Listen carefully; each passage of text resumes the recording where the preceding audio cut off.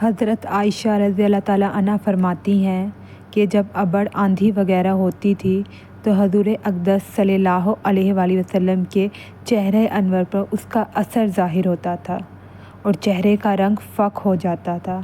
اور خوف کی وجہ سے کبھی اندر تشریف لے جاتے، کبھی باہر تشریف لاتے اور یہ دعا پڑھتے رہتے: اللہم انی اسألک خیرہا و خیر ما فیہا و خیر ما ارسلت بہ و اعوذ بک من شرہا و شر ما فیہا و شر ما ارسلت بہ،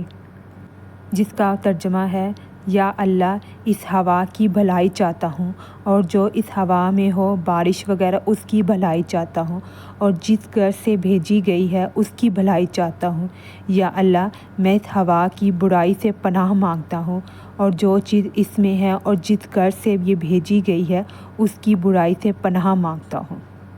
حضرت عائشہ رضی اللہ تعالیٰ عنہ فرماتی ہیں، میں نے عرض کیا کہ یا رسول اللہ صلی اللہ علیہ وآلہ وسلم، سب لوگ جب ابر دیکھتے ہیں تو خوش ہوتے ہیں کہ بارش کے آثار معلوم ہوئے، مگر آپ صلی اللہ علیہ وآلہ وسلم پر ایک گرانی محسوس ہوتی ہے۔ حضور صلی اللہ علیہ وآلہ وسلم نے ارشاد فرمایا: عائشہ، مجھے اس کا کیا اطمینان ہے کہ اس میں عذاب نہ ہو۔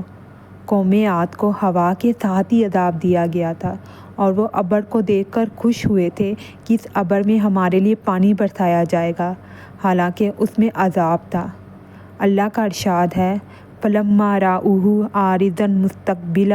أَوْدِيَاتِهِمْ، جس کا ترجمہ ہے: ان لوگوں نے یعنی قوم عاد نے جب اس بادل کو اپنی وادیوں کے مقابل آتے دیکھا تو کہنے لگے، یہ بادل تو ہم پر بارش برسانے والے ہیں۔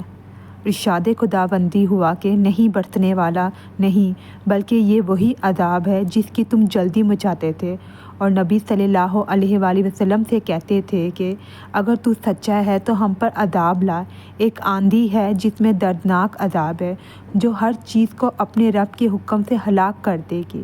چنانچہ وہ لوگ اس آندھی کی وجہ سے ایسے تباہ ہو گئے کہ ان کے مکانات کے علاوہ کچھ نہ دکھائی دیتا تھا، اور ہم مجرموں کو اسی طرح سزا دیا کرتے ہیں۔ خود کلام پاک میں یہ ارشاد ہے کہ اللہ تعالیٰ ایسا نہ کریں گے کہ ان میں آپ کے ہوتے ہوئے ان کو عذاب دیں۔ اس وعدہ خداوندی کے باوجود بھی حضور اقدس صلی اللہ علیہ وآلہ وسلم کی خوف الہی کا یہ حال تھا کہ ابر و آندھی کو دیکھ کر پہلی قوموں کے عذاب یاد آ جاتے تھے۔ اسی کے ساتھ ایک نگاہ اپنے حال پر بھی کرنا ہے کہ ہم لوگ ہر وقت گناہوں میں مبتلا رہتے ہیں، اور زلزلوں اور دوسری قسم کے عذابوں کو دیکھ کر بجائے اس سے متاثر ہونے کے توبہ، استغفار، نماز وغیرہ میں مشغول ہونے کے گناہوں میں پڑے رہتے ہیں۔ اللہ تعالیٰ ہمیں ہدایت دے اور سیدھے راستے پر چلنے کی توفیق عطا فرمائے، آمین۔ اگر آپ کو میری ویڈیو اچھی لگی ہو تو please like, share and subscribe to my channel.